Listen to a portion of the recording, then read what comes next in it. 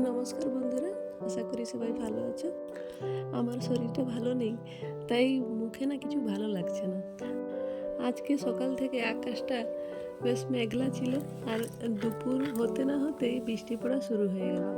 তাই এইরকম ওয়েদারে ইচ্ছে হচ্ছে একটু পিঠে, আর যদি সাথে থাকে নলেন গুড়, তাহলে তো কোনো কথাই নেই। তাই আর দেরি না করে পিঠে বানানোর তোড়জোড় শুরু হয়ে গেল।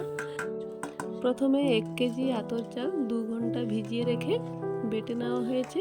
সাথে 2টো নারকেল কুড়ে তাকে গ্রাইন্ডিং করে দেওয়া হয়েছে, মানে বেটে দেওয়া হয়েছে। হাফ চামচ লবণ, 3-4 চামচ চিনি আর 2 গ্লাস দুধ দেওয়া হয়েছে। দিয়ে খুব ভালোভাবে সমস্ত উপকরণকে মিশানো হয়েছে। এইভাবে ব্যাটারের থিকনেসটা থাকবে, মানে বেশি ঘন হবে না আর খুব বেশি পাতলা হবে না। এই সমস্ত উপকরণ দেওয়ার সময় আমি কিন্তু ক্যামেরা ক্যাচ করতে পারিনি, সরি। তোমরা এতে চাইলে দুধ না দিলেও চলবে, বাকি দুধ দিলে কি হবে না, টেস্টটা খুব ভালো হবে। দুধ ছাড়াও সরু চাকলি হয়, কিন্তু দুধ দিলে তার টেস্টটা দ্বিগুণ বেড়ে যায়। আজকে মাটির তেলানিতে পিঠে হচ্ছে, আর প্রথমেই তেলানিতে তেল লাগিয়ে তারপরে 1 বাটি ব্যাটার ঢেলে দিয়ে এভাবে হাতের সাহায্যে ঘুরিয়ে দিলেই খুব সহজেই গোল হয়ে যাবে। আর তারপর ঢাকা দিয়ে 2-3 মিনিট রাখতে হবে। তারপর ঢাকা খুলে খুন্তির সাহায্যে তুলে নিলেই রেডি হয়ে যাবে সরু চাকলি। অনেক সময় কি হয়, সরু চাকলি তোলার সময় কড়াই ছাড়তে চায় না, গোল তুলতে গিয়ে অনেক ডিজাইন হয়ে যায়।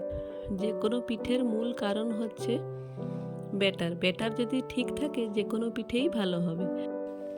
আর এটা এত পাতলা হয়েছে যে আমার আঙুল বোঝা যাচ্ছে। আজকে আমার কাকিমা পিঠে বানাচ্ছে, আর 1/2 ঘন্টাও হয়নি তার মধ্যে সব পিঠা বানানো কমপ্লিট হয়ে গেল। কাকিমা তাড়াতাড়ি পিঠে বানায় আর খুব ভালো পিঠে বানায়। তোমাদেরকে দেখাচ্ছি, মানে পিঠে এত সফট হয়েছে, আমার হাতের মুঠোই একটা পিঠে চলে আসছে, আর একটুও ভেঙে যাচ্ছে না। তোমরা অনেকেই বলে থাকো যে চাল দিয়ে সরু চাকলি বানালে সফট হয় না, শক্ত হয়ে যায়, আর ভাঁজ করার সময় ভেঙে যায়। আমি ভাঁজ করছি, দেখো একটুও ভেঙে যাচ্ছে না। কতটা সফট হয়েছে তোমরা তো দেখেই বুঝতে পারছো।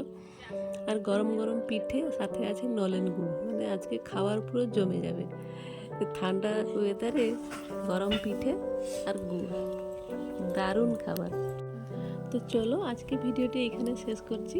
লাইক কমেন্ট করতে ভুলবে না, আর ভালো লাগলে একটা শেয়ার করে দিও। দেখা হবে আরেকটি নতুন ভিডিওর সাথে। ততক্ষণ তোমরা সুস্থ থাকো, ভালো থাকো। জয় জগন্নাথ।